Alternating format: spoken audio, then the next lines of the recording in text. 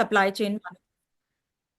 So the thing is that कि यहाँ पर हमने अभी प्रीवियस सेशंस में देखा कि सप्लाई चेन मैनेजमेंट कितना इम्पोर्टेंट है और कितना एडवांस हो गया है with the help of artificial intelligence as well as machine learning things. But how to sustain the thing in a positive way via which it won't harm our environment. So nowadays, various companies they are involved in green green purchasing, green financing, green banking. We are focusing on green. So now what does it mean? Green means green is basically to protect our environment, or if we talk about the ecological balance, that is very much important.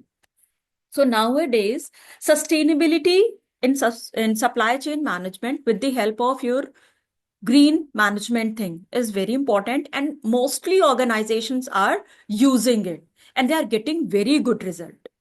So whenever we are talking about sustainability, so it means it is not a thing which is constant. It is ever moving, ever changing, and we will opt the positive change according to the environmental thing. जैसे जैसे हमारे environment में updation होगा, हमारा supply chain management उन changes को opt करता है।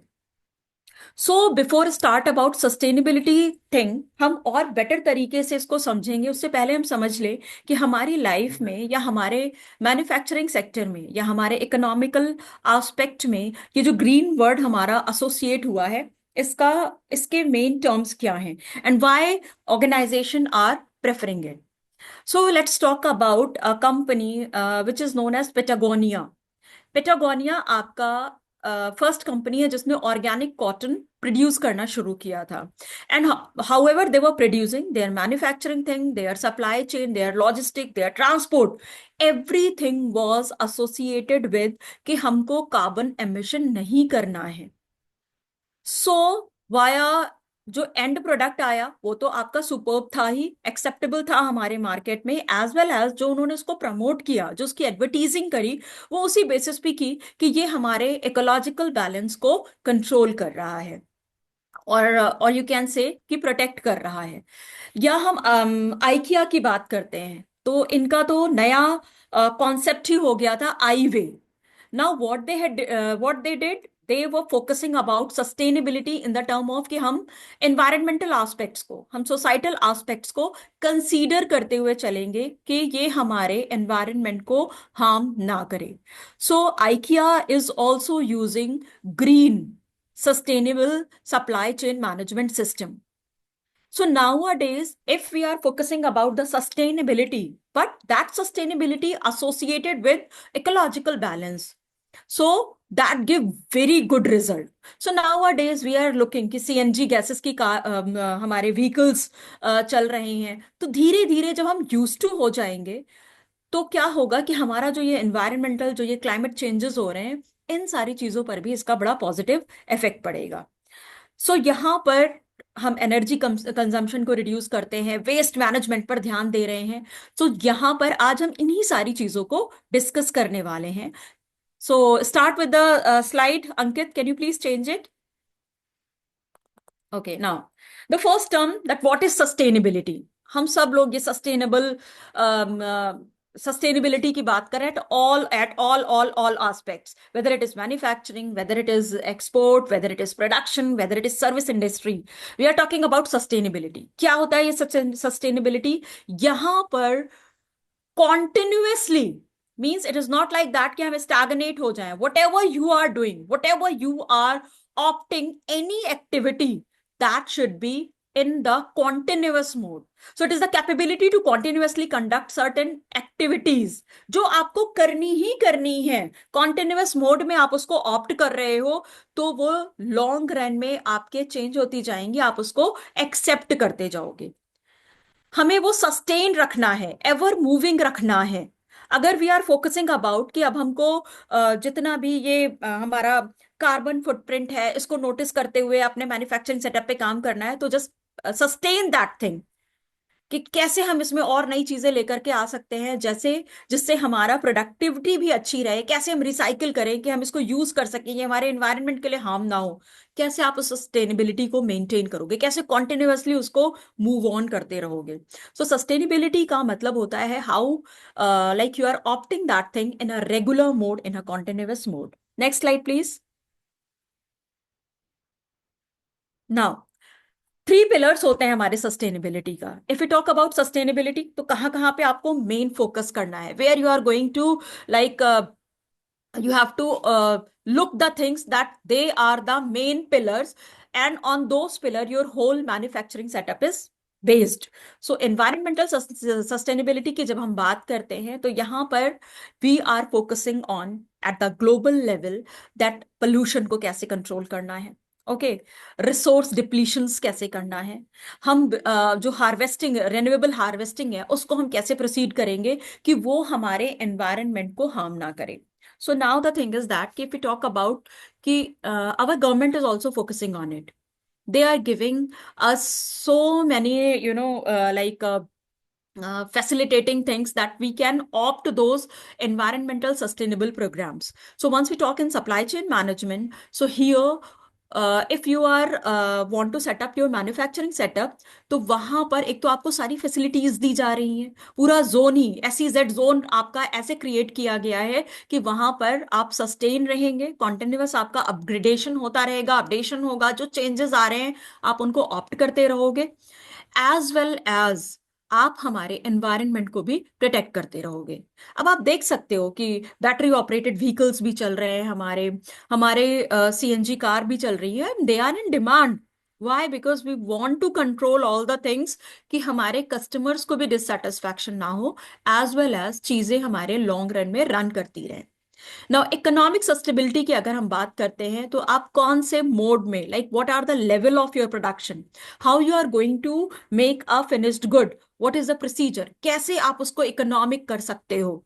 तो यहां पर मैं आपको एक एग्जांपल देना चाहूंगी फार्मास्यूटिकल कंपनी का, JSK। आप सब लोग काफी सॉरी काफी इन्होंने न्यू सस्टेनेबल थिंग्स को ऑप्ट किया है, और जिससे हमारा जो इनका मैन्युफैक्चरिंग सेटअप है वहां पे वेस्टेज कम हुई है, एनर्जी रिसोर्सेज को इन्होंने सस्टेनेबिलिटी कॉन्सेप्ट को ऑप्ट किया है, तो वहां पर एनर्जी जो like they are using LED lights. अब उससे क्या हो रहा है कि हमारा एनर्जी कंजम्पशन भी, हमारी नीड भी नहीं रुक रही है और हमारा कंजम्पशन भी कम हो रहा है। तो we are protecting these all things. Okay, so JSK ने जब ये इनिशिएट किया, तो उनका फार्मास्यूटिकल इंडस्ट्री में उन्होंने काफी पैसा भी सेव किया, एज वेल एज उन्होंने हम और भी मैन्युफैक्चरिंग सेटअप के लिए एक बेस क्रिएट कर दिया, that if you are opting, आप वाटर वेस्टेज को कंट्रोल कर रहे हो, आप एनर्जी वेस्टेज को कंट्रोल कर रहे हो, तो आप क्या कर रहे हो, आप अपने प्रोडक्शन सेटअप को एक सस्टेनेबिलिटी मोड में लेकर के आ रहे हो कि अब लॉन्ग रन में हम ऐसे ही काम करने वाले हैं। और जो ये धीरे धीरे कॉस्ट रिडक्शन हो रहा है, जो हम वेस्ट को कंट्रोल कर रहे हैं, वो कहीं ना कहीं जा करके हमारे अल्टीमेट प्रॉफिट में काउंट होता होता है। So that is your economic sustainability. Now come to the third sustainability, that is social sustainability. Every manufacturer is depend on this sustainable mode. Social sustainable पे हर कोई डिपेंड करता है। अगर अभी कहीं भी इफ यू टॉक अबाउट कि ह्यूमन सिस्टम क्या है, इसकी नीड्स और डिजायर चेंज होती रहती हैं। आज से 30 साल पहले का मार्केट कुछ और था, कस्टमर के टेस्ट और प्रेफरेंसेस कुछ और थे, चॉइसेस कुछ और थी, डिजायर कुछ और था। ओके, बट तब भी हम सस्टेनेबल मोड में थे, उस टाइम पे जो रिक्वायरमेंट थी हम उसको कैरी फॉरवर्ड कर रहे थे। But nowadays we are much focused on social sustainability. Why? Because we are looking for harmony, we are looking for social well-being, कि हम क्या प्रोड्यूस करें कि सारी चीजें एक्सेप्टेड हों, सबके लिए एक्सेप्टेड हों, एज वेल एज किसी भी तरीके का करप्शन या किसी भी तरीके का सिस्टमैटिक डिस्प्यूट्स, कॉन्फ्लिक्ट्स, इलिटरेसी, इन सारी चीजों को हमको बिल्कुल खत्म करना है। तो सोशल सस्टेनेबिलिटी एक तो बिजनेस टर्म के लिए बहुत इंपॉर्टेंट है। Why? Because you have to deal with so many customers, so you are not looking there कि ये किस जेंडर का है, ये किस रिलीजन का है, ये किस रेस का है। You are not focusing on it. You are making a common product जिसको हर कोई यूज कर रहा है। ये तो एक बिजनेस के पॉइंट ऑफ व्यू से हो गया। But we talk about the social sustainability, तो यहाँ पे harmony, social wellbeing, corruption, genocides, इन सब चीजों को बिल्कुल बिल्कुल मींस खत्म करना है। सो ये सारी चीजें भी बहुत इंपॉर्टेंट रोल प्ले करती हैं। क्यों? क्योंकि हम ऑटोमेटिकली हर चीज से एसोसिएटेड हैं। Next slide please. Now the another main important content under this is value creation.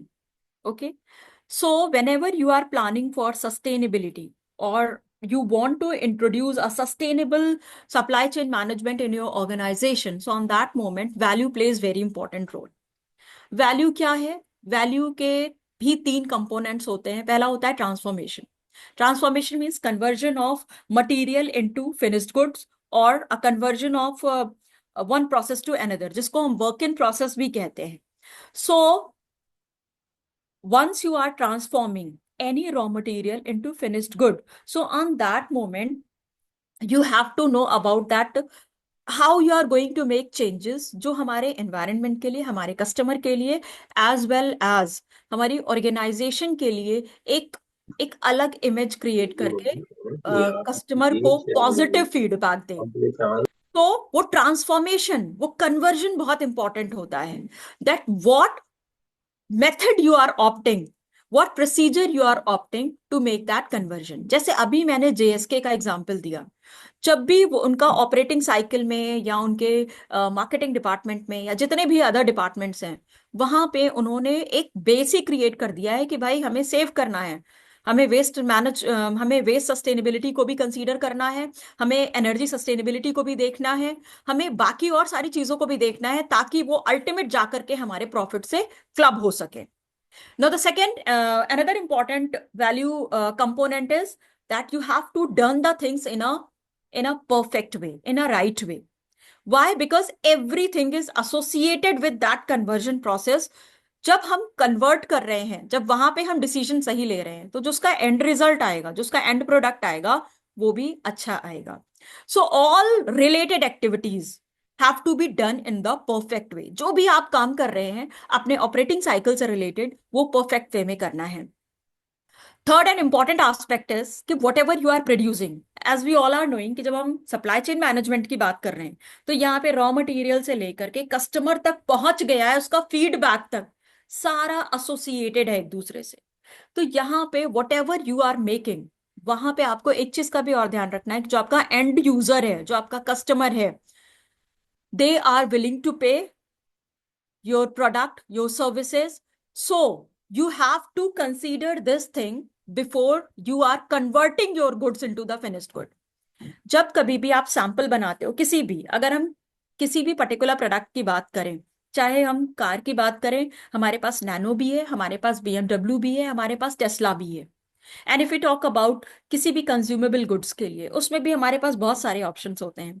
So at the initial stage हमारे माइंड में क्या होता है, भाई हमारा कस्टमर कौन होगा, हमारे कस्टमर का स्टैंडर्ड ऑफ लिविंग क्या होगा, उसका इनकम एस्पेक्ट क्या होगा, वो लोअर क्लास को बिलोंग करेगा, वो मिडिल क्लास को बिलोंग करेगा, वो अपर मिडिल क्लास का होगा, या वो एलीट क्लास का होगा। सो विलिंगनेस टू पे, कस्टमर क्या विलिंगली आपके प्रोडक्ट को खरीदेगा। सो इन सारे एस्पेक्ट्स को हमें ध्यान रखना है। क्यों? क्योंकि ये आपके प्रोडक्ट को अल्टीमेटली जस्टिफाई करते हैं कि कन्वर्जन आपने कैसे किया। अब यहाँ पे अगर हम अगेन ऑर्गेनिक गुड्स की बात करें, तो ऑर्गेनिक गुड्स एवरीबडी नोस कि वो थोड़ा महंगा होगा। क्यों? क्योंकि यहाँ पे हम बिल्कुल उसको पेस्टिसाइड, केमिकल फ्री बना रहे हैं। सो वो जो कन्वर्जन आप कर रहे हो, जो आप ट्रांसफॉर्मेशन कर रहे हो, आप अपने एडवर्टीजिंग में उस कन्वर्जन को दिखाते हो, that how you are making a organic good without chemical or pesticide free. So you are doing the things because everything is associated with it. So you are doing the thing in a right way, and you are knowing कि कौन सा segment, कौन सा customer आपके goods को खरीदने वाला है या खरीदेगा। Okay, people mostly people use to buy कि भाई हमें ऑर्गेनिक नहीं चाहिए, हम नॉर्मल खरीदेंगे। क्यों? क्योंकि उनका स्टैंडर्ड ऑफ लिविंग, उनका इनकम लेवल उसके अकॉर्डिंग है। सो यहां पर whatever you are producing, पहली बात तो आपको सस्टेनेबिलिटी का ध्यान रखना है कि आपको कॉन्टिन्यूअस उस प्रोसीजर को ऑप्ट करना है। जो कन्वर्जन आप प्रोसीजर ऑप्ट कर रहे हैं उसी के थ्रू आपको आगे अपनी प्रोडक्शन एग्जीक्यूट करनी है। सारी चीजें उससे एसोसिएटेड होंगी, आपका मार्केटिंग, आपका सेलिंग, आपका आपके कंज्यूमर के माइंड में जो आप इमेज क्रिएट कर रहे हो वो सारी चीजें एसोसिएट होंगी। And the very important thing कि आपने बना लिया है और अगर कस्टमर ही ना खरीदे तो उसका कोई यूज नहीं है। सो आपको ये भी ध्यान में रखना है कि भाई जो हम बना रहे हैं वो कस्टमर खरीदेगा, विलिंग टू पे, देखेंगे आपका क्वालिटी, और they will buy the things. Next slide please.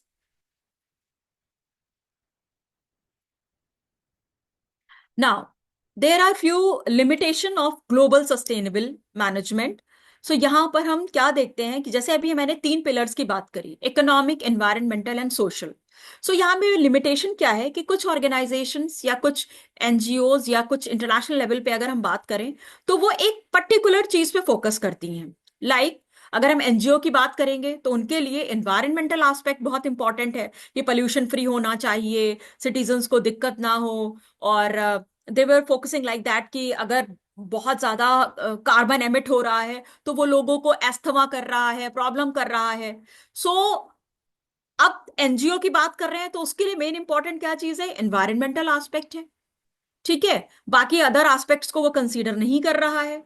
अगर हम यूनाइटेड नेशन एनवायरमेंटल प्रोग्राम की बात कर रहे हैं तो उनका भी फोकस किस पे रह हो जाता है कि भाई एनवायरमेंटल एस्पेक्ट पे पहले हम ध्यान देंगे। वर्ल्ड ट्रेड ऑर्गेनाइजेशन का मेन मोटो क्या है सस्टेनेबिलिटी को लेकर के? नहीं, we have to focus on economic aspect. Why? Because revenue generation is important thing. So we will make the things in such a way कि सेल भी होनी चाहिए, एज वेल एज हमारा एनवायरनमेंट को भी हम सपोर्ट करते हुए बनाएंगे। Okay, but nowadays if you talk about, तो एवरी जितने भी हमारे एग्रीमेंट्स हो रहे हैं, बायलेटरल या मल्टीलेटरल, या हम G21 की बात करें या हम ब्रिक्स की बात करें, या अभी जो हमारा AI आर्टिफिशियल इंटेलिजेंस समिट हुआ पेरिस फ्रांस में, हर जगह पे मेन मोटो यही है कि हम कैसे क्लाइमेट को अपने प्रोटेक्ट करेंगे। तो whatever you are going to produce it should be green based, और every second organisation is opting that thing. तो चाहे वर्ल्ड ट्रेड ऑर्गेनाइजेशन हो, वो उसको सपोर्ट करेगी, वो आपको फंड भी देगी कि भाई अच्छा ठीक है, आप ग्रीन हाउस से सस्टेनेबिलिटी को फॉलो करने जा रहे हो, we are there for you, we will support you. क्योंकि ये सस्टेनेबिलिटी जब हम मेंटेन करेंगे ना तो वो एंड में हमें एक अच्छा रिजल्ट देगी। If you talk about organisation for economic cooperation and development, they will also focus on economic pillar. United nation जहां पे हमारे बजट कंस्ट्रेंट आ जाते हैं वहां पर वो तीनों एस्पेक्ट को कंसीडर करने की कोशिश करते हैं। Like economic aspect is also important, environmental aspect is also important, as well as society। Why? क्योंकि वही सोसाइटी है जो आपके प्रोडक्ट और सर्विस को यूज करने वाला है। Next slide please. Now benefits क्या हैं हमारे सस्टेनेबिलिटी प्रोग्राम के under supply chain management? So if you talk about, the first thing is the investment opportunities. Now sustainable क्या है? बिकॉज आई टोल्ड यू कि यहां पर उसका एंड रिजल्ट अच्छा आने वाला है। तो वेदर इट इज नेशनल और इंटरनेशनल अपॉर्चुनिटीज, आपको फंडिंग मिलेगी। Why? Because you are focusing on a sustainable programme जो लॉन्ग रन में वो कॉन्टिन्यूटी बन करके उसका एंड रिजल्ट अच्छा होने वाला है। So you will get investment opportunities, whether it is related to the foreign direct investment, whether it is the domestic investment, आपको investment अच्छा खासा मिल जाएगा। Second one is leverage of innovation. So here there are so many tasks which are totally like depend on innovation. Whenever we are using new technology, so new technology means something new, like you have generated a new idea, you are opting a new idea to convert your product, to convert your service. So sustainability means आप क्या नया नया करते चले जाओगे और उसका हमारे तीनों पिलर पर कितना पॉजिटिव इम्पैक्ट आएगा। तो वो एक पुशिंग एस्पेक्ट हो जाता है हमारे लिए। अगर हम अगेन आई एम सेइंग कि आज से हम 4 साल पहले की बात करें, हम 2 साल पहले की बात करें, या हम आज 2025 की बात करें, एवरी सेकेंड इनोवेशन हमारा हो रहा है, people are opting it, we are focusing on startups, we are focusing on innovative ideas. University colleges में इंक्यूबेशन सेंटर ओपन हो रहे हैं कि भाई if you have idea just come, come to us, हम आपको सपोर्ट करेंगे, हम आपको प्रमोट करेंगे। ऐसे ही नहीं लाइक हिडन ड्रोन्स बन रहे हैं, पता नहीं क्या क्या नया इनोवेशन नहीं हो रहा है। Okay, so the thing is that कि जब हम सस्टेनेबिलिटी की बात कर रहे हैं, आप कॉन्टिन्यूअस चेंजेस को ऑप्ट कर रहे हो, पॉजिटिव चेंजेस को, तो वहां इनोवेशन ऑटोमेटिकली आप ऑप्ट करोगे। कॉम्पिटिटिव एडवांटेज के अकॉर्डिंग अगर हम बात करें तो यहां पर ये ट्रेंड होता है, हम स्वॉट एनालिसिस करते हैं, हम सप्लायर चेन मैनेजमेंट में भी स्वॉट एनालिसिस को कंसीडर करते हैं कि हमारा कॉम्पिटिटर किस न्यू टेक्नोलॉजी को ऑप्ट कर रहा है और कैसे उसका सारा चीज बहुत स्मूथ चल रहा है, कैसे फ्लो एकदम स्मार्ट फ्लो हो गया है। So once you are doing the SWOT analysis, strength, weaknesses, opportunities and threats, अपने कॉम्पिटिटर की वीकनेस को आप अपनी स्ट्रेंथ बना करके मार्केट में जब अपने इनोवेशन लेकर के आते हो, तो आप बिजनेस साइकिल में ऑटोमेटिकली एक अच्छी स्टेज को लॉन्ग रन के लिए सस्टेन, वहां भी सस्टेनेबिलिटी आपकी है, आप सस्टेन करते हो। सो डिमांड चेंज होती रहती है और उस डिमांड को कवर अप करने के लिए आप क्या करते हैं, अपनी टेक्नोलॉजी को, अपने पैकेजिंग को, अपने स्टेप्स को, अपने मेथड को, अपने प्रोसीजर को भी चेंज करते हैं। वाई? बिकॉज यू वांट कि आपका सस्टेनेबिलिटी एक पॉजिटिव चेंज लेकर के आए। अब यहाँ पे मैं कॉम्पिटेटिव एडवांटेज की बात करूंगी। अडिडास ने क्या किया, जितना भी आपका ये प्लास्टिक होता है ना, उससे शूज बनाए, और शूज भी कैसे बनाए, स्पोर्ट्स शूज बनाए उन्होंने। और उन्होंने इसकी एडवर्टीजिंग जो कराई वो बहुत फेमस स्पोर्ट्स स्टार के थ्रू कराया। और वहां पे मेन एडवर्टीजिंग में क्या था कि भाई हम वेस्ट से इस शू को डेवलप कर रहे हैं। और आप यू कांट बिलीव इट कि दे गेट इमीडिएटली काफी ऑर्डर्स उनको मिल गए। सो द थिंग इज दैट कि जब आप अपनी सस्टेनेबिलिटी को, अपने न्यू चेंजेस को आप प्रेजेंट करते हो इन अ परफेक्ट वे, तो वो कहीं ना कहीं जाकर के मार्केट को, कस्टमर को हिट करता है कि हाँ, अगर थिंग्स आर पॉसिबल कि हम वेस्ट से भी कुछ अच्छा बना करके दे रहे हैं and people are ready to buy it, तो ऑब्वियसली एक तो आप कंपटीशन क्रिएट कर रहे होते हो, एज वेल एज आप जो हमारा वेस्ट, जो हमारे एनवायरनमेंट को हार्म कर रहा है, कोई दूसरी न्यू कॉम्पिटिटर ऑब्वियसली पैदा हो जाता है कि अच्छा ये बना सकते हैं तो हम भी बना सकते हैं। तो आप एम्प्लॉयमेंट जनरेशन का भी काम कर रहे होते हो। सो द थिंग इज दैट कि जब भी हम सस्टेनेबल प्रोडक्ट या सर्विस को इंट्रोड्यूस कर रहे होते हैं और वो एक ट्रेंड बन जाता है, तो कंपटीशन तो ऑटोमेटिकली आ ही जाएगा, एज वेल एज उसके पॉजिटिव एस्पेक्ट्स भी हमारी इकोनॉमी के लिए बहुत यूजफुल होता है। Employment generation, revenue generation, GDP के लिए आप कंट्रीब्यूट कर रहे हैं। Now engagement of workforce, now what, जो भी आपका वर्कफोर्स है, जो भी आपके टीम से एसोसिएटेड है, सो यहाँ पर सस्टेनेबिलिटी में हम उनको फ्लेक्सिबल स्केड्यूल देते हैं। Like suppose if you want to work for 6 hour, और उन 6 आवर में आप अपने दिए हुए सारे टास्क को फुलफिल कर रहे हो, तो भाई हम आपको क्यों रोकेंगे 8 घंटे। और ये बहुत सारी ऑर्गेनाइजेशन है, बहुत सारे एजुकेशनल इंस्टीट्यूशन है who are now opting flexible schedule, और उसका एंड रिजल्ट अच्छा रहा है। व्हाई? बिकॉज आपके काम में कहीं कोई प्रॉब्लम नहीं आ रही है। Now they are not roaming here and there, they are just focusing on that we have to finish our work, after that we have to move on, कि हमें अपना काम खत्म करना है, उसके बाद जाना है। तो एक सेफ, एक मीनिंगफुल वर्क, एक प्रोडक्टिव वर्क भी आपको मिल रहा है, आपका काम भी हो रहा है, आप रिवॉर्ड रिकॉग्निशन दे रहे हो, तो ऑटोमेटिकली आपका एम्प्लॉय मोटिवेट हो रहा है। सो ये सारी चीजें बहुत इंस्पायरिंग होती हैं किसी भी एम्प्लॉय के लिए।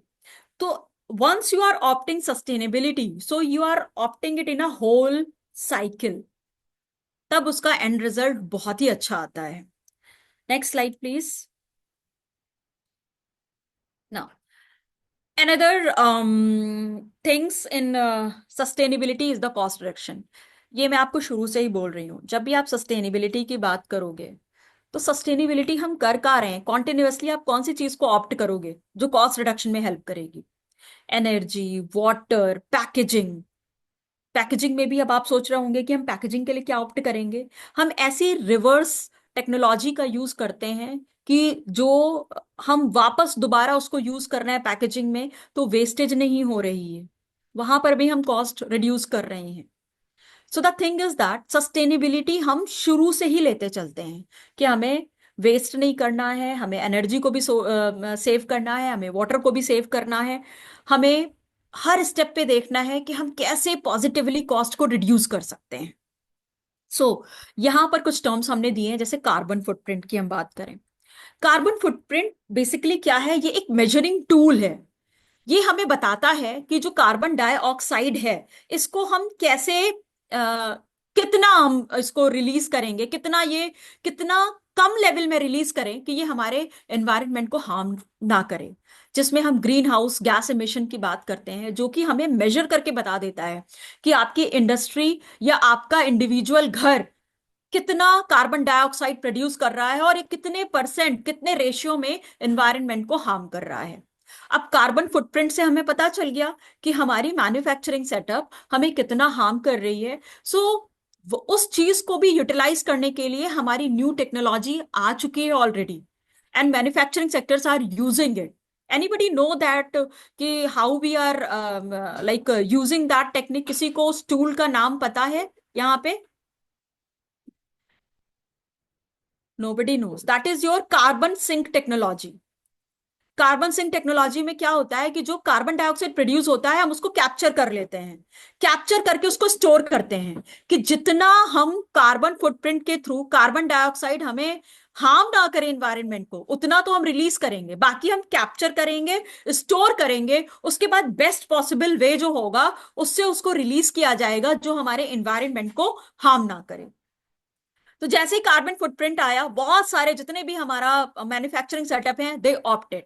वाई? बिकॉज हम इकोलॉजिकल बैलेंस की बात कर रहे हैं, हम एनवायरनमेंट फ्रेंडली चीजों को ऑप्ट करेंगे। Mostly organisation now are using the carbon sink technology. जैसे ही पता चलता है कि यूसेज ज्यादा हो रहा है, automatically they capture the CO2 as well as they store it and then they release it in such a way कि वो हमारे इन्वायरमेंट को हार्म ना करे। मैन्युफैक्चरिंग सस्टेनेबिलिटी की बात करें तो यहाँ पे जो भी हम डिजाइन करेंगे अपने प्रोडक्ट को, जो भी हम डेवलपमेंट करेंगे, हम इवन कमर्शलाइजेशन भी जो करेंगे वो इस तरीके से करेंगे कि वो हमारे लिए एनवायरमेंटल फ्रेंडली हो। और because now you are talking about sustainability, तो यहाँ पर कॉस्ट इफेक्टिव, कॉस्ट रिडक्शन हर चीज से आपके एसोसिएटेड है।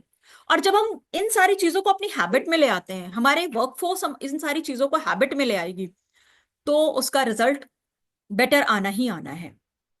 So how you are going to utilise your resources, how you are opting the societal things, how it is affecting the environment, ये सारी चीजें भी हमारे सस्टेनेबिलिटी का पार्ट होते हैं।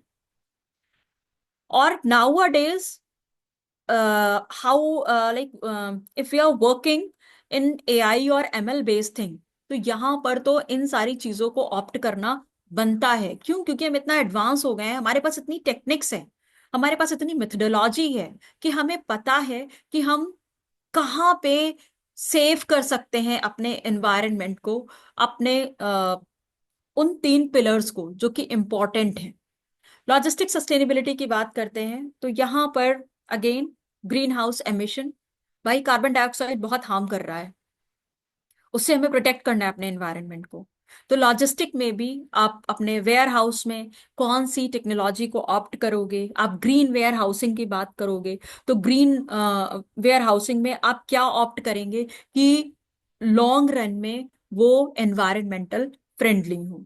हम यहाँ पर बात करते हैं बायोडिग्रेडेबल की। हम यहाँ पे बात कर रहे हैं कि अभी जब आपके हमारे यहाँ गार्बेज उठाने के लिए नगर निगम का बंदा आता है ना, तो उसने भी, उसको पता है कि ग्रीन डस्टबिन, येलो डस्टबिन और रेड डस्टबिन का क्या मतलब है, कौन सा हमारा रिसाइकिल होगा, किससे हम ऑर्गेनिक खादे बना सकते हैं, किनको हम कहाँ पे यूज करेंगे। So the thing is that कि मैन्युफैक्चरिंग के लिए, लॉजिस्टिक के लिए, everywhere we are planning for sustainability. और जो ये सस्टेनेबिलिटी हम यूज कर रहे हैं, every second people is now opting it. और बार बार रिपीटेडली कहना कि बेटर हो रहा है, लोग जान रहे हैं, अवेयरनेस हो रही है, तो ऑब्वियसली ये अवेयरनेस बहुत जरूरी है। सो अननेसेसरी मूवमेंट नहीं होगा आपके लॉजिस्टिक में। आपका जो मटेरियल है कब फ्लोर पे आना है, सारी इंफॉर्मेशन हमारे एआई और एमएल बेस्ड टूल पे हमें पता चलता रहता है, और उसी के अकॉर्डिंग हम उसको ऑप्ट करते हैं। Okay, next slide please. ये एक केस स्टडी है अबाउट लिवाइस स्ट्राउस। सो यहाँ पर इन्होंने कार्बन फुटप्रिंट को रिड्यूस किया था, तो पूरा डेटा को एनालिसिस किया गया था। और जब उन्होंने एनालिसिस किया, अपने इनिशिएटिव को प्रोसीड किया, तो वहां पर उनको एक्चुअल रिजल्ट काफी पॉजिटिव सामने आया था। like they clearly articulating and defining sustainability issues, define किया उन्होंने कि क्या क्या इश्यूज हैं।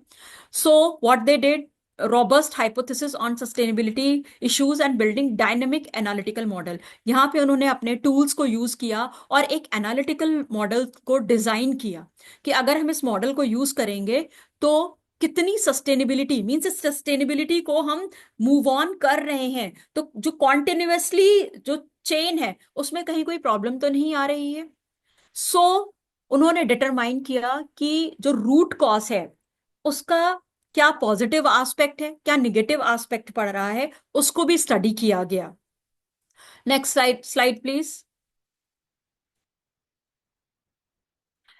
अब यहाँ पे हम देखते हैं कि बेनिफिट क्या हुआ जब लिवाइस ने अपना ये स्ट्रैटेजिक एक्शन अप्लाई किया।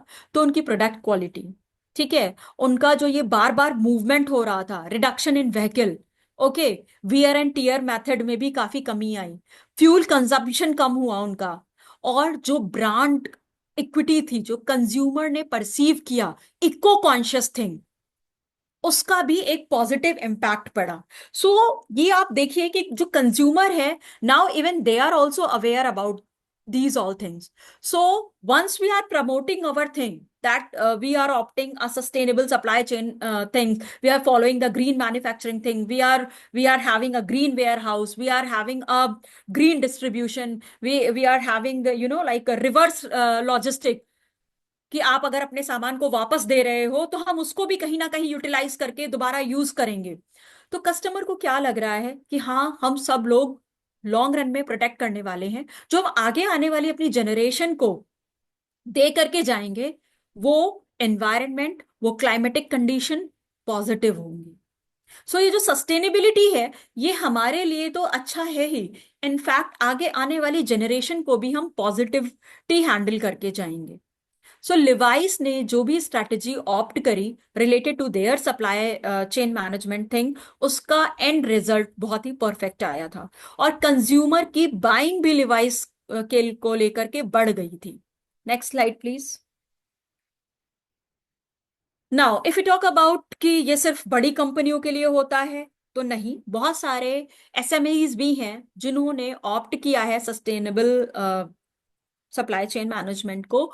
और यहाँ पर एक डेटा भी दिया गया है कि 60% of SMEs globally are investing technology that enable low carbon footprint, जिनका कार्बन फुटप्रिंट काफी कम हो रहा है। अब आप ये सोचिए कि 60% is a big ratio. So now we are focusing on to build a green product, green services, और जिसमें गवर्नमेंट तो हमें सपोर्ट कर ही रही है, नेशनल गवर्नमेंट, इंटरनेशनल गवर्नमेंट, सारी गवर्नमेंट सपोर्ट कर रही है। इवन वर्ल्ड ट्रेड ऑर्गेनाइजेशन ने भी इस चीज को काफी प्रमोट किया है कि that if you are planning for the green things, then we are there for you, हम हैं आपके लिए, आपको सपोर्ट करेंगे। So this is not an aspect ये सिर्फ बड़े मैन्युफैक्चरिंग सेटअप के लिए है, ये स्मॉल स्केल इंडस्ट्रीज के लिए भी है। ओके, नाउ यूनाइटेड किंगडम की बात करें तो यहाँ पे कार्बन आपका जो ट्रस्ट है, ये बहुत सारी ऑर्गेनाइजेशन ने इसको ऑप्ट कर लिया है कि हम कार्बन एमिट इतना नहीं करेंगे अपने मैन्युफैक्चरिंग सेट में कि वो हमें हार्म करे। तो उसका एक फिक्स क्राइटेरिया बना दिया गया है कि अगर आप इतने परसेंटेज में आपका कार्बन एमिशन हो रहा है और वो हार्म कर रहा है, तो इवन पेनल्टी भी लग रही है। अभी ये इंडिया में नहीं हुआ है, लेकिन बाहर फॉरेन कंट्रीज में है कि आप ज्यादा एमिट कर रहे हो, अगर कार्बन आपका मैन्युफैक्चरिंग यूनिट ज्यादा एमिट कर रहा है तो पेनल्टी भी है। और अगर if you are using the sustainable things, so on that moment आपका कॉस्ट रिडक्शन भी होता है। Next one. ना, अगर हम लॉजिस्टिक की बात करें तो लॉजिस्टिक कैसे इंपॉर्टेंट है हमारे सस्टेनेबल सप्लाई चेन मैनेजमेंट में, तो यहाँ पे बहुत सारी ऑर्गेनाइजेशन है और बहुत सारे सप्लायर्स भी हैं। देखिए, जब एक मैन्युफैक्चरिंग सेटअप सस्टेनेबिलिटी की बात कर रहा है, अपने ऑपरेटिंग साइकिल को वो सस्टेनेबल मोड में कन्वर्ट कर रहा है, तो जो सप्लायर है ना आपका, जो भी आपको रॉ मटेरियल सप्लाई करेगा, उसको भी उसी टर्म को ऑप्ट करना पड़ेगा। अब लॉजिस्टिक में अगर हम बात करें तो ट्रांसपोर्टेशन में हमारे ट्रक्स का यूसेज होता है, तो वहां पे हम देखेंगे हम कौन से फ्यूल को ऑप्ट करें, जो फ्यूल मींस कार्बन ज्यादा एमिट ना करे। तो बहुत सारे बायो फ्रेंडली फ्यूल्स भी आ रहे हैं मार्केट में, जिनको लोग यूज कर रहे हैं। बहुत सारे हमारे if you talk about like means बहुत सारे हमारे पास ऐसे ऑप्शंस हमारे पास अवेलेबल हो रहे हैं, जो हमें लॉजिस्टिक में भी सस्टेनेबिलिटी की बात करते हैं। हम हैजार्डस नॉन हैजार्डस मटेरियल को देख रहे हैं कि हम कैसे इसको प्रोटेक्ट कर सकते हैं कि ये इन्वायरमेंटल फ्रेंडली रहे। ओके, तो यहाँ पे सस्टेनेबिलिटी क्राइटेरिया थोड़ा सा डिफरेंट हो जाएगा। जो टायर्स हैं वो इको बेस्ड बनने लगे हैं, लिक्विफाइड नेचुरल गैसेस आपकी आ रही हैं। हमारा क्लीन आइडल ट्रक्स को हम फॉलो कर रहे हैं कि जिसके अंदर किसी भी कोई भी ऐसी चीजें नहीं है कि जो हमारे एनवायरनमेंट को हार्म करेंगे। ओके, सो रूट का ऑप्टिमाइजेशन भी इंपॉर्टेंट है, कौन सा हम रूट ऑप्ट करेंगे जो कि इकोनॉमिकल हो, और एज वेल एज जो शॉर्ट रूट हो, जहाँ पे ऐसा कोई भी हम लॉजिस्टिक जो भी यूज कर रहे हैं, जो भी आप मोड ऑफ ट्रांसपोर्ट यूज कर रहे हैं, वो एनवायरनमेंट के लिए पॉजिटिव हो, इम्पैक्ट उस पर निगेटिव ना हो।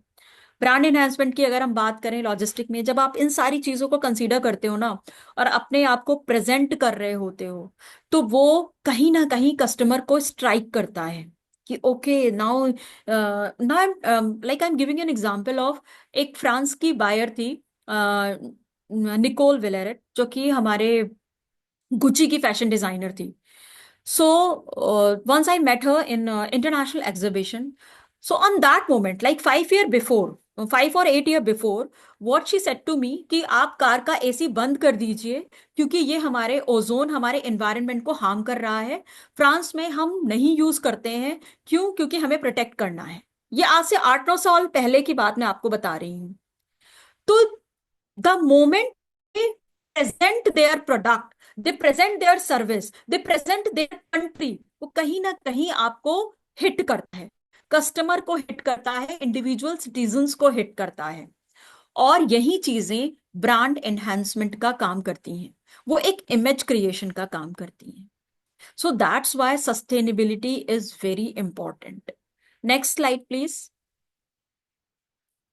Now, developing a supply sustainability strategy, कौन सी स्ट्रैटेजी हमको ऑप्ट करनी है? तो अगर हम ट्रेडिशनल प्रोक्योरमेंट फंक्शन की बात करें, तो यहाँ पे हमें ऑपरेशन को सपोर्ट करने वाली चीजों को ऑप्ट करना है। प्रोटेक्ट करना है ऑर्गेनाइजेशन को रिस्क से। अब रिस्क क्या है? सबसे बड़ा रिस्क तो CO2 ही था, जो आपका आपका मैन्युफैक्चरिंग सेटअप रिलीज कर रहा था। तो जब हम बात कर रहे हैं, हम उसको एमिट करने की बात कर रहे हैं, हम सस्टेनेबिलिटी की बात कर रहे हैं, तो people will opt it.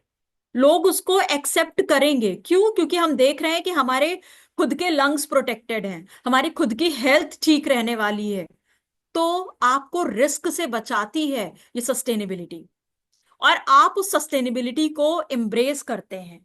Y? Because environment, social and economic, these three things are very important. अभी हम लोग सरवाइव कर रहे हैं, आगे आने वाली अगर यही चीजें कंटिन्यू रही, हम सस्टेनेबिलिटी को ऑप्ट नहीं करते हैं, तो आगे आने वाली जनरेशन के लिए ये कर्ज हो जाएगा। सो दैट्स वाई जितने भी एग्रीमेंट है, जितनी भी कंट्रीज हैं, they are keep focusing on sustainability, कि how every second person use it in a like day to day वाली चीज में आ जाए। Next slide please. Now, supply sustainability team की बात करें, तो यहाँ पे कैटेगरी, कॉमोडिटी और एक टीम क्रिएट की जाती है, जिसका मेन एस्पेक्ट ही क्या होता है कि हम फोकस करेंगे एक इफेक्टिव डिजाइन, एक efficient manner, work in process, a conversion technique, जो कि cost, quality, delivery, reliability, service, इन सबको प्रमोट करे। इन सबको आपको ध्यान रखना है। So because we know supply chain management में रॉ मटेरियल भी प्रोक्योर करना है, कस्टमर का फीडबैक भी देखना है, बीच में मैन्युफैक्चरिंग भी देखनी है, ट्रांसपोर्टेशन भी देखना है, ओके, एचआर भी देखना है, प्रोफेशनल्स कैसे हैं, क्या वो हमारे ग्रीन सस्टेनेबल प्रोग्राम को प्रमोट कर पाएंगे या नहीं कर पाएंगे, हमारी टीम इसको सपोर्ट करेगी या नहीं करेगी। तो हमें इंश्योर करना है कि whatever the decision we are going to take regarding our manufacturing setup, so on that basis हमें अवेयर कराना है अपने एम्प्लॉयज को, as well as at the end of the day आपको कस्टमर को भी बताना पड़ता है that how you are going to make this product, और ये कैसे आगे हेल्प करेगा। जब आप यूज कर लोगे, हम दोबारा इसको ले जाएंगे और इससे कुछ और प्रोडक्ट बनाएंगे, तो definitely they will help you. Now, ensure that effective strategies are formulated concerning diversity, social responsibility, and your vision, mission related to the product and service. आपको इतनी effective strategy बनानी है कि जहां पर आप अपनी social responsibility को cover up करते हुए अपने विजन को, अपने मिशन को एग्जीक्यूट करेंगे। आप ऐसा प्रोडक्ट, आप ऐसी सर्विसेज मार्केट में लेकर के आएंगे। Team members are those members जिनके थ्रू चीजें एग्जीक्यूट होती हैं। तो यहां पर आप उनको प्रॉपर पॉजिटिव वे में ट्रेंड करेंगे, पॉजिटिव वे में अवेयर कराएंगे, because they are going to represent your thing in the organisation. पूरी ऑर्गेनाइजेशन में वो रिप्रेजेंट करने वाले हैं डिफरेंट डिपार्टमेंट। तो आपको उनको प्रॉपरली अवेयर कराना है। Next slide please. Now, this is a definition related to the purchasing association ने ये definition दी है about the supply sustainability की, एक reliable, efficient, cost effective। हम बार बार वही चीजें बोल रहे हैं, collaborative, responsive, agile, sustainable approach। और इन सबको हम कैसे लेकर के आएंगे, और उसके बाद इसका हमारे environment पे impact क्या पड़ेगा, हम अपने कस्टमर्स को एक वैल्यू ओरिएंटेड प्रोडक्ट कैसे दे सकते हैं। सो ये पॉसिबल है, क्यों? क्योंकि आज का कंज्यूमर हमारा लिटरेट है, उसको प्रॉन्स एंड कॉन्स बहुत अच्छे से पता है कि क्या होगा eight the end of the day अगर हम इन्हीं सारी चीजों को यूज करते रहेंगे। हमारे एसी, हमारे फ्रिजेस, अब ये भी, इनमें भी चेंजेस आ रहे हैं। हम ऐसे प्रोडक्ट को प्रोड्यूस कर रहे हैं जो कि एनवायरमेंटल फ्रेंडली हो, जिसमें आपका इलेक्ट्रिसिटी का बिल कम आए, 5 स्टार 7 स्टार्स, ये सारी चीजें लेकर के आ रहे हैं। End customer are knowing it, कि सबसे पहले वो स्टिकर देखते हैं, अच्छा ये चीज है, बिजली का बिल बचेगा, so they want to opt that thing, और इसका पॉजिटिव इम्पैक्ट ही पड़ता है। Next slide please. These all are the strategic aspects for sustainable procurement। सबसे पहली चीज आती है रिलायबिलिटी। ओके, रिलायबिलिटी क्या है कि वट एवर द चेंजेस और whatever the sustainability you are opting in your organisation, reliable कितना है, ओके, उसकी इफिशियंसी किस क्या क्या रहेगी। अगर हम इसको ऑप्ट कर रहे हैं तो क्या ये हमारी प्रोडक्टिविटी पे पॉजिटिव इम्पैक्ट डालने वाली है या निगेटिव इम्पैक्ट डालने वाली है। फॉर एग्जाम्पल, आप 4,000 पीस प्रोड्यूस करते थे, ओके, और CO2 बहुत एमिट होता था, आपका आपका एनर्जी का कंजम्पशन बहुत ज्यादा होता था, आपका वाटर का वेस्टेज बहुत ज्यादा होता था। बट जैसे ही आप सस्टेनेबल प्रोग्राम को यूज करते हैं, जहां पे आप एनर्जी सेवर रिसोर्सेज को यूज कर रहे हो, वाटर वेस्टेज ना हो, आप उन रिसोर्सेज को यूज कर रहे हो, तो ऑब्वियसली ये रिलायबल है, ये एफिशिएंट है, और कॉस्ट इफेक्टिव तो हो है ही। Why? Because you are not saving the things in a positive way, जो कि बाकी और एनवायरमेंटल जगह पे कंज्यूम हो सकता है, एज वेल एज आपको कॉस्ट इफेक्टिवली वो बहुत हेल्प करेगा। Eight the end of the day आपके प्रॉफिट में ही क्लब हो जाएगा। जिनके साथ आप कोलैबोरेशन करने जा रहे हो, क्या वो सस्टेनेबल है? क्या वो, अगर आप किसी लॉजिस्टिक इंडस्ट्री के साथ कोलैबोरेट कर रहे हो फॉर एग्जाम्पल, अगर वो भी सस्टेनेबल चैनल को ऑप्ट कर रहे हैं, तो वो आपका कोलैबोरेशन और हेल्दी हो जाएगा, आप आपकी कॉस्ट इफेक्टिवनेस में और कॉस्ट रिडक्शन हो जाएगा, और कॉस्ट इफेक्टिव हो जाएगा। उसका रिस्पॉन्स कंज्यूमर के लिए तो बेहतर होगा ही, साथ में हमारी ऑर्गेनाइजेशन पे भी बहुत पॉजिटिव इम्पैक्ट पड़ेगा। उसका रिस्पॉन्स भी मैटर करता है कि how people are reacting on it, how people are opting it. Okay, agility, innovative, value creation, एक अलग इम्पैक्ट डालेगा ये कंज्यूमर के माइंड में भी, as well as environmental aspect पे भी। कितनी सारी ऑर्गेनाइजेशंस हैं जो अपनी एडवर्टीजिंग ही करती हैं on the basis of sustainability. Walmart की बात करिए, वॉलमार्ट का जितना भी प्लांट है सब सस्टेनेबल, सप्लाई चेन जितनी भी उनकी है वो सस्टेनेबिलिटी को ऑप्ट कर रहे हैं। Why? Because they are knowing कि हम इतना बल्क में कर रहे हैं, at the end of the day हमें, हम कॉस्ट रिडक्शन से उनको इतना प्रॉफिट हुआ, इतना प्रॉफिट हुआ कि उन्होंने इस चीज को एडवर्टीज किया कि और ऑर्गेनाइजेशन भी इस चीज को ऑप्ट करें। फिर चाहे वो हमारी जीएसके हो, चाहे फार्मास्यूटिकल इंडस्ट्रीज हो, चाहे हमारी सर्विस बेस्ड इंडस्ट्रीज हो, people are using it. Next slide please. Now, leverage a model for supply chain management. तो इस मॉडल में बेसिकली क्या है कि यहाँ पर customer plays very important role. आपका ऑर्गेनाइजेशन का लैंडस्केप क्या है, बिजनेस रिक्वायरमेंट क्या है। पहले क्या होता है ना, इस पे R&D टीम वर्क करती है। Okay, then whatever the output of such an understanding came out, उसके बिहाफ पर वो क्या करते हैं, इनोवेशन करते हैं और उस इनोवेशन को एग्जीक्यूट करते हैं। सो ये जो लीवरेज है ये पुश करता है सस्टेनेबिलिटी को। जहां पे हम देख रहे हैं कि जो भी हमारे एनवायरमेंटल चेंजेस आ रहे हैं उसको हम कितनी पॉजिटिवली ले रहे हैं। और with the help of research and development team आपको आउटपुट का भी एक अंदाजा हो जाता है कि जब ये मार्केट में आएगा, ये इनोवेशन मार्केट में आएगा, तो इसका एंड रिजल्ट कैसा होने वाला है। Next slide please.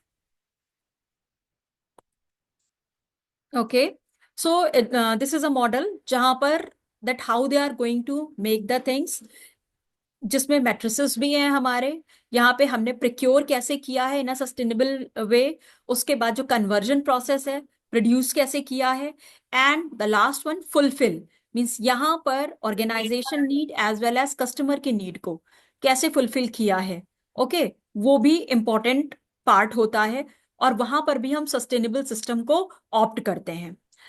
उसके बाद क्या होता है, जब हम अ, अपने सिस्टम सस्टेनेबल प्रोजेक्ट को इम्प्लीमेंट कर रहे होते हैं, स्ट्रैटेजी हमने बना ली है, और उसका जो एक सैंपल इम्प्लीमेंटेशन होता है, उसका जब रिजल्ट हमको मिलता है और हमें लगता है कि हाँ ये लॉन्ग रन में बहुत सक्सेसफुल होने वाला है, तो हम क्या करते हैं, एक कॉर्पोरेट स्ट्रेटेजी को डेवलप कर देते हैं जो कि बेंचमार्क होता है, which will be opted via whole department. Next slide please. Now, this is the process which is developed by NLPA, Institution of Realizing Strategic Supply Chain Management thing. So, यहाँ पर उन्होंने बताया है कि जो टीम होती है वो कौन से प्रोसेस को ऑप्ट करेगी। स्टेप 1 में अगर हम बात करें, जो कि हमारा प्लानिंग फेज में कंसीडर किया जाता है, कस्टमर का डेटाबेस मार्केट से आपको मिलता है। उसके बाद दूसरा स्टेप की बात करें, ये भी प्लानिंग फेज का पार्ट है, एनवायरमेंटल स्कैन किया जाता है। ओके, अब एनवायरमेंटल स्कैन में बहुत सारी चीजें होती हैं कि आपका प्रोडक्ट कैसे, कितना पॉजिटिव एस्पेक्ट है, कितना नेगेटिव एस्पेक्ट है। यहाँ पे आप दोनों फेसेस को कंसीडर करते हो। Now the benchmark against in supply chain sustainability programme and standards. अब यहाँ पे आप क्या देख रहे हो कि जो हम प्लान कर रहे हैं, जो हमने नेगेटिव एस्पेक्ट देखे, जो हमने पॉजिटिव एस्पेक्ट देखे, तो इसमें जो आप सस्टेनेबिलिटी लेकर के आ रहे हो, जो आपका सस्टेनेबल प्रोग्राम है, वो कौन कौन से स्टैंडर्ड को मेंटेन करेगा, उसका आउटकम क्या आएगा, और उसी के अकॉर्डिंग आप अपनी कॉर्पोरेट स्ट्रेटेजी को डेवलप करते हो। ओके, और डेवलप ये सारी चीजें प्लानिंग फेज में है। जब हम एक सैंपल क्रिएट करके उसको इंप्लीमेंट करके जज कर लेते हैं कि हमने कितने सारे रिसोर्सेज से कितना कॉस्ट रिडक्शन कर लिया है, तब हम एग्जीक्यूशन करते हैं। और वो हमारा स्टेप 5 है, जहां पर आप क्या कर रहे हो, सस्टेनेबल प्रोसीजर को प्रिक्योर करके प्रोसेस करने जा रहे हो। ये डूइंग फेस होता है प्रोडक्शन प्रोसेस में, लॉजिस्टिक में, और उसके बाद अल्टीमेटली जो फीडबैक मिलता है, जिसको हम मेजर करते हैं कि हमें एंड रिजल्ट क्या मिला है, वो हमें एक्चुअल बताता है कि आपका सस्टेनेबल प्रोग्राम ने आपको कितना कुछ अर्न करके दिया है। Okay, so it is all about the supply chain sustainability. अगर अब किसी के कोई क्वेश्चंस हो तो वो मुझसे पूछ सकता है. If anybody is having any question, then you can ask me.